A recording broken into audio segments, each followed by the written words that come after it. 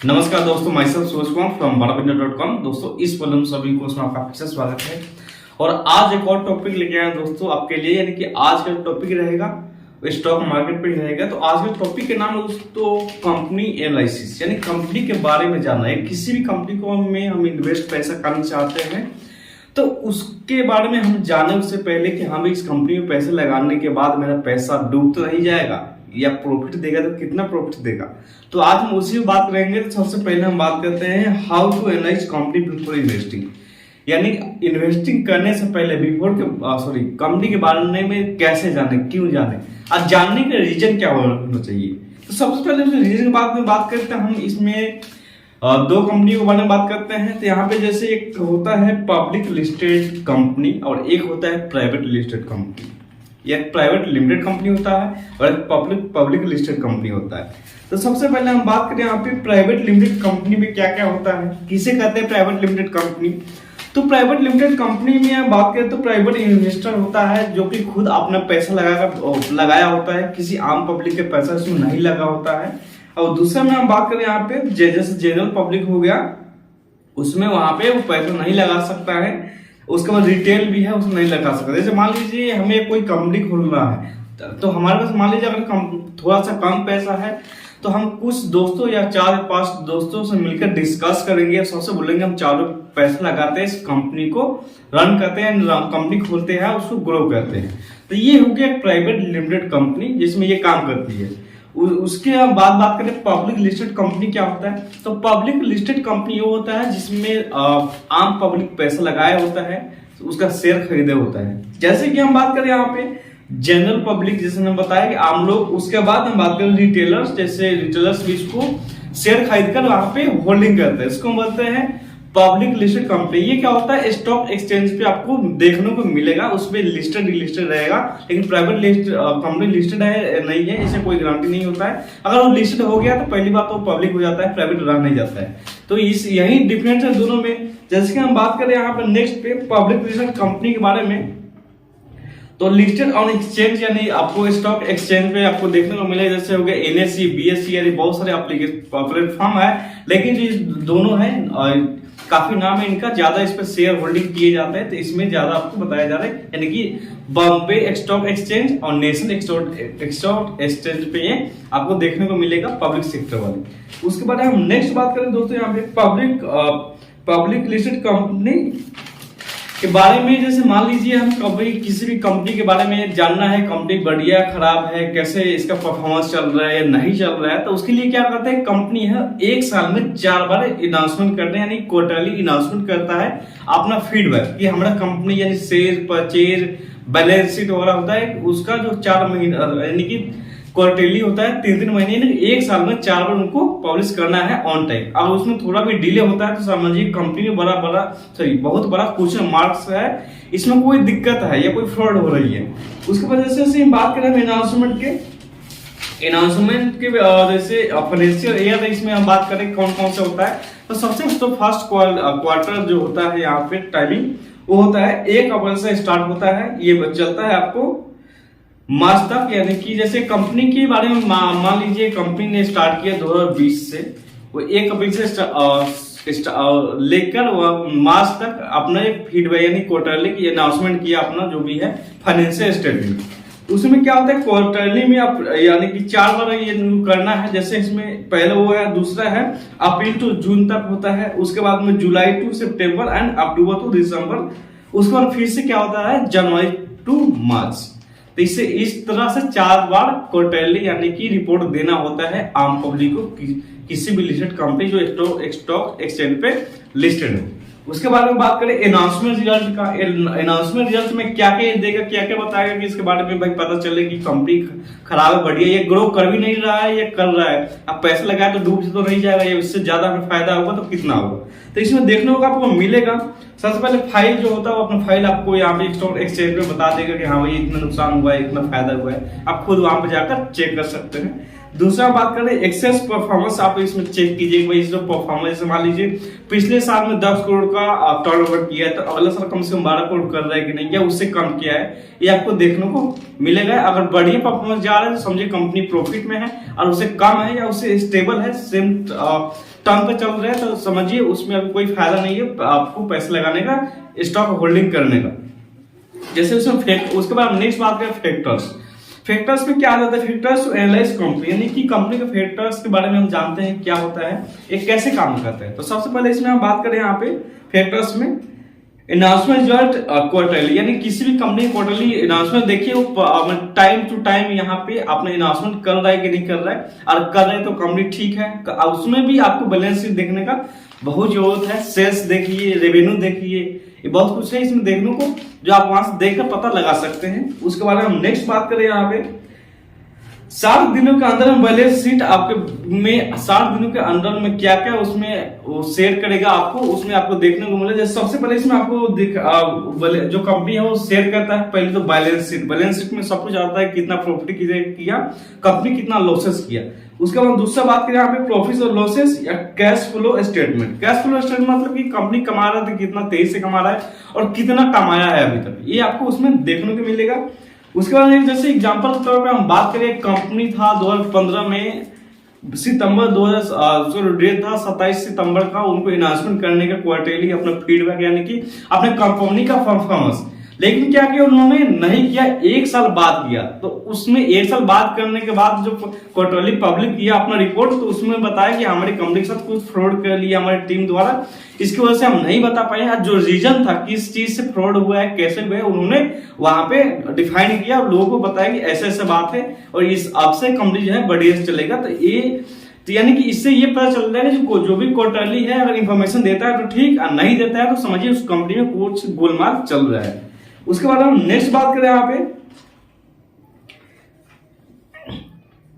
Next में जो है चेक सेल्स ट्रेंड, यानी कि आपको एक सेल्स इसका ट्रेंड होता है किसी भी कंपनी को देखने के लिए। क्या होता है, सेल्स ही करते हैं कोई भी कंपनी, तो इसमें सेल्स ट्रेंड क्या है। जैसे मान लीजिए 2020 में कोई कंपनी 2000 प्रोडक्ट सेल किया या 2 लाख प्रोडक्ट सेल किया, तो अगला महीना में कम से कम उसको 2 लाख प्लस अगर सेल कर रहा है तभी जाकर उनका प्रॉफिट है, और उससे वो कम कर रहा है तो समझिए कंपनी घाटे में चल रही है या स्टेबल है, यानी कि उसी प्रकार चल रहा है तो समझिए कंपनी अभी स्टेबल चल रही है, मतलब कि प्रॉफिट लॉस में नहीं है, तो उसमें पैसे लगाने की कोई जरूरत नहीं है।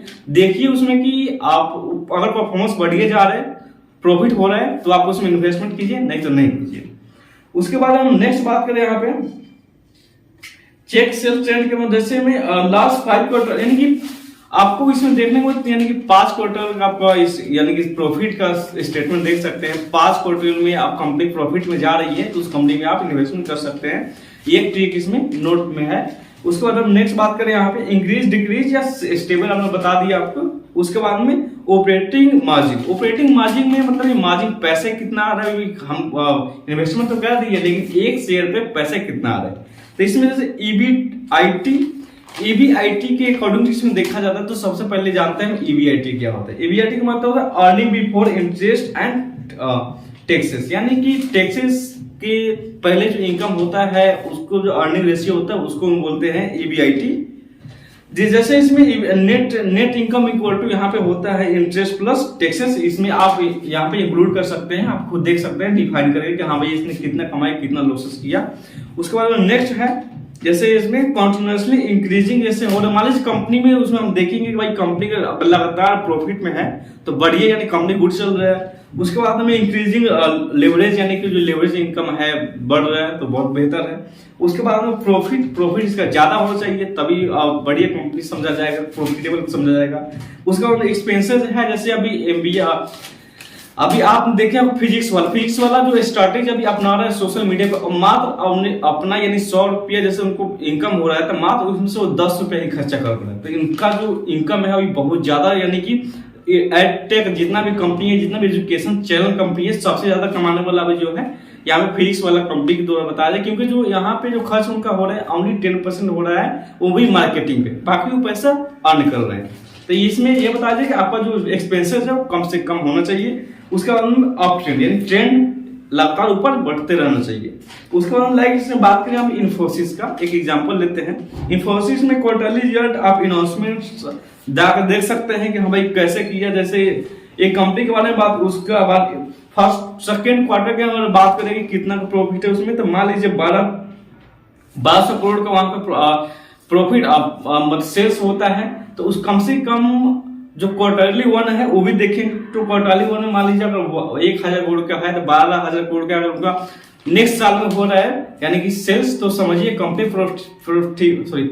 प्रॉफिट में जा रही है और इंक्रीज करेगा, बहुत बढ़िया कंपनी है। उसके बाद हम नेक्स्ट बात करें यहाँ पे press release by board of directors, यानी कि कुछ इसमें डायरेक्ट कंपनी होता है, जब कंपनी आके बताती है, कंपनी के मालिक जो हमारा कंपनी है इस साल में इतना ग्रो करेगा, ये इतना प्रोडक्ट सेल करेगा, या डिक्रीज होगा या कम होगा, या इतना ही यानी कि लेवरेज रहेगा हमारा मार्जिन। इस पर भी डिपेंड करता है कि भाई कंपनी का ओनर क्या करना चाह रहा है, या कंपनी उतना जाएगा या नहीं जाएगा। जैसे कि हम बात करें यहाँ पे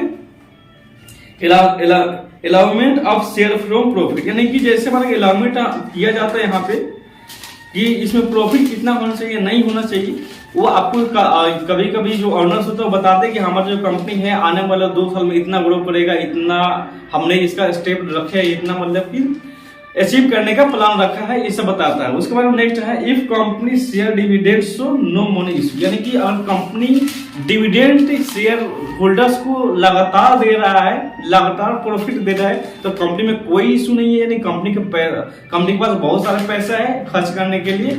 आपको ये भी देखना है कि मान लीजिए अलग अलग जगह कंपनी इन्वेस्टमेंट कर रही है, स्टोर खोल रही है, तो ये भी इससे पता चलता है कि कंपनी के पास पैसा है, ये अपने कंपनी आगे ग्रो करना चाहता है। उसके बाद में जैसे बात करें नेक्स्ट पे, इसमें नेक्स्ट है इसमें एक्सपेंशन प्लान भी आपको देखना है, इसमें बहुत जरूरी है दोस्तों। उसमें गुड फाइनेंशियल, इसमें आपको कंपनी के बारे में जानना बहुत जरूरी है, फाइनेंशियल इसका वीक है कमजोर है, ये आपको बहुत डिपेंड करेगा। उसमें इन्वेस्टिंग